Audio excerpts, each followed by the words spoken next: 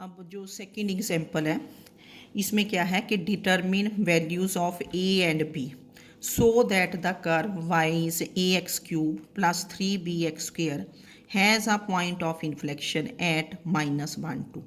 इसमें points of inflection नहीं निकालने, पॉइंट ऑफ इन्फ्लेक्शन गिवन है, हमें किसकी वैल्यूज़ निकालनी है, ए एंड बी की। अब इसके लिए देखो कि पॉइंट ऑफ इन्फ्लेक्शन गिवन है।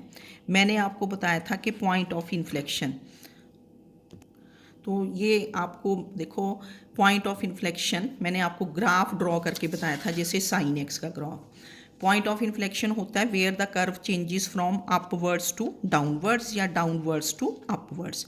जैसे ये कर्व है साइन एक्स का, मैंने इधर ही 0 to 2 पाई रखा, ये 0 to pi downwards, pi to 2 pi upwards. Pi point of inflection हुआ, तो जो पॉइंट ऑफ इन्फ्लेक्शन होते हैं वो कर्व के ऊपर लाई करेंगे।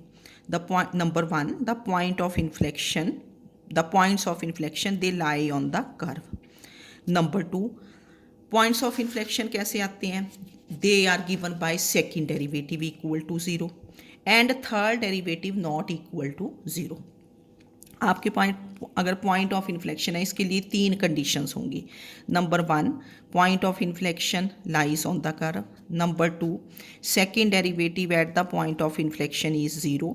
Number 3, third derivative is not equal to 0। ठीक है, तो इसमें हमने पॉइंट ऑफ इन्फ्लेक्शन निकालना नहीं, ये दे रखा है। आप लिखोगे equation of curve is y is a x cube plus 3bx square. First derivative dy over dx 3ax square plus 6bx, d2y over dx square कितना बन गया यहाँ से 6ax plus 6b। Third derivative is 6a।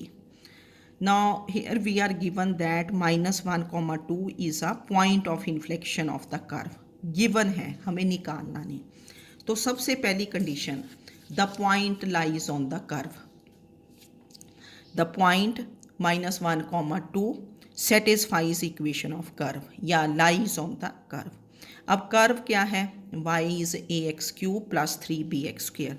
Lies means x की जगह क्या put करोगे 2 और y की जगह -1, तो y को -1 पुट कर दिया, लाइज ऑन द कर्व, नहीं x को -1 पुट कर दिया और y को 2, तो कितना बन गया ये 2 is equal to a into -1 cube plus 3b into -1 square.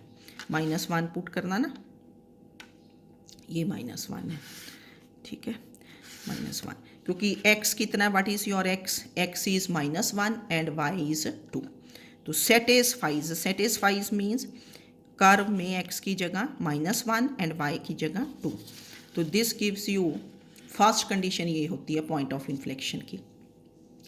तो the point satisfies equation of curve, we have 2 is equal to a into -1 cube plus 3b into -1 square, तो ये बन गया 2 is -a plus 3b।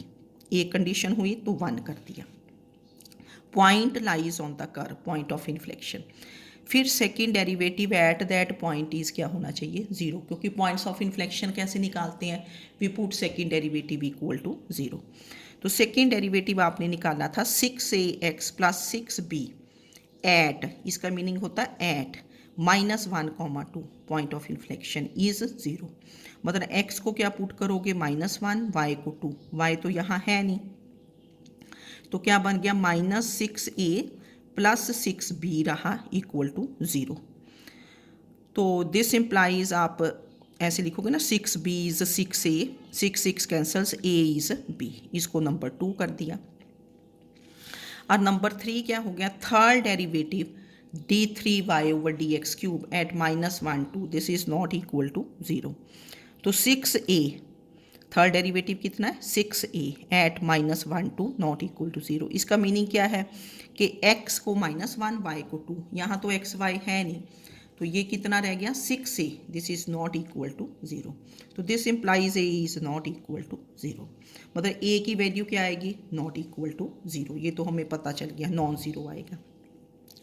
Now to find values of a and b we solve 1 and 2। First equation ये थी a b में, second equation क्या थी ए equal to be. तो ए को बी पुट कर दिया या बी को ए पुट कर दिया, तो फर्स्ट इक्वेशन बिकम्स कितनी बन गई 2। First equation becomes 2 is minus A plus 3a, क्योंकि बी ए है। तो this gives you 2 is 2, that is 2a is 2, that is a is 1, a 1 है और a इक्वल टू b था, b equal to a, that is b is 1। तो what are the values of a and b 1 and 1। ठीक है, ये question देख लेना, easy है क्योंकि पॉइंट दिया point of inflection. Point of inflection के लिए 3 conditions, number 1 satisfies, number 2 second derivative not equal to zero, third derivative not equal to 0। ठीक है, तो क्वेश्चंस इनको दोनों को कर लो। एक्सरसाइज में अगर इस टाइप का कोई क्वेश्चन हो तो उसको ज़रूर करके देखें। Okay, thank you.